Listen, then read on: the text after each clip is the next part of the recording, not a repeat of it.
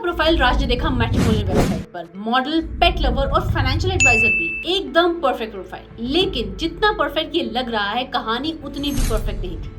Matrimonial website से number exchange हुए and they started chatting. Day 1 she started sending good morning messages, cute pet photos and खाने की pictures. Day 3 आते आते coffee date की planning, family background और successful career की बात। But on day 5 Priya suggested some gold mining investment to Raj. पर राज को लगा कि कुछ गड़बड़ है, so he acted proactively and Google पर जाकर उसने रिवर्स इमेज सर्च किया and he got really shocked. He notice कि प्रिया के प्रोफाइल पे हर पिक्चर किसी और सोशल मीडिया इन्फ्लुएंसर की थी और खाने की और पेट की फोटो भी गूगल से चुराई हुई थी। सो स्मार्ट राज ने क्या किया? सबसे पहले तो उसे कॉन्टैक्ट से ब्लॉक किया, फिर सोशल मीडिया पे उसे रिपोर्ट किया और साइबर सेल में उसकी रिपोर्ट की।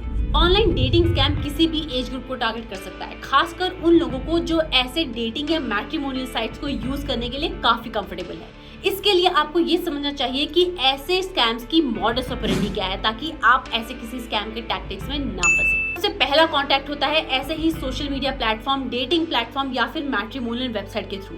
स्कैमर्स अपने आप को काफी सक्सेसफुल बिजनेस ओनर्स या फिर एक फाइनेंशियल के रूप में दिखाते हैं। अपने प्रोफाइल्स को इतना अच्छा बनाते हैं ताकि बिल्कुल बिलीवेबल लगे। साथ ही वो अपनी पेट्स की फोटो या फिर अपनी होम कुक्ड मील की फोटोज भी शेयर करते हैं और जिसके साथ साथ जिस सिटी में वो रहते हैं उसकी पूरी रिसर्च करके वहाँ के रेस्टोरेंट्स और बाकी रेफरेंस की चीजों को भी पता करते हैं, ताकि वो आपसे उनके बारे में बातें कर सके और साथ ही बहुत ही अच्छी फ्लो की कॉन्वर्सेशन शुरू कर सके। इसी तरह वो आपके साथ जल्दी से रोज रोज बातें करने लगते हैं। साथ ही काफी इंडियरिंग लैंग्वेज यूज करते हैं ताकि आप उनके साथ कंफर्टेबल हो जाएं, लेकिन कभी भी वीडियो चैट या फिर कॉल पर आने से शाय होते हैं। थोड़े दिन बाद उनकी कॉन्वर्सेशन धीरे धीरे पैसे और इन्वेस्टमेंट की तरफ मुड़ जाती है।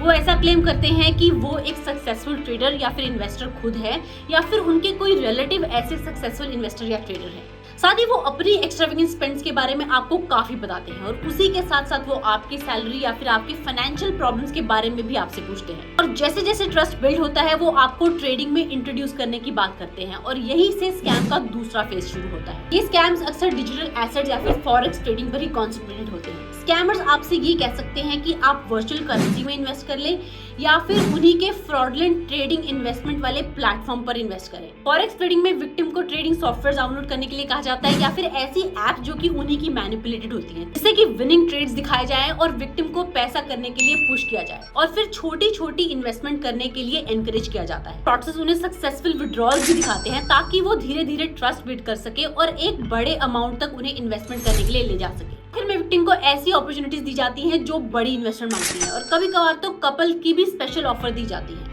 और अगर विक्टिम ऐसी ऑफर्स में इन्वेस्ट करने के लिए डिनाई करता है तो फिर उन्हें ब्लैकमेल किया जाता है। कॉम्प्रोमाइजिंग फोटोज और मैसेजेस को पब्लिक करने की धमकी दी जाती है और अगर डर के मारे कोई इन्वेस्टमेंट कर देता है तो उसके बाद सब कुछ गायब हो जाता है।